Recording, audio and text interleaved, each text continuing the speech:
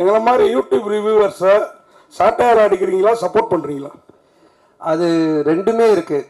அதாவது வந்துட்டு ரெண்டு பேருக்குமே ஈக்குவலாக தான் ஆனந்த் பண்ணியிருக்காங்க. ஆக்சுவலாக வந்துட்டு ஒரு ரிவ்யூவர்னால் எப்படி இருக்கணும் அப்படின்றதும் இந்த படத்தில் இருக்குது.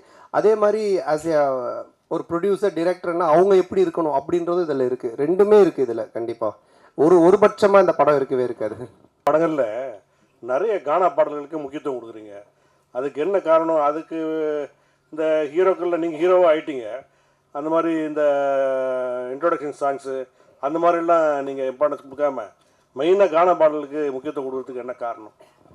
இல்லை, தம்பி டைரக்டரும் அதுக்கு ஒரு முக்கிய காரணம். இவர் வந்து ராயபுரம், ஆனால் சொந்த ஊர் திருநெல்வேலி.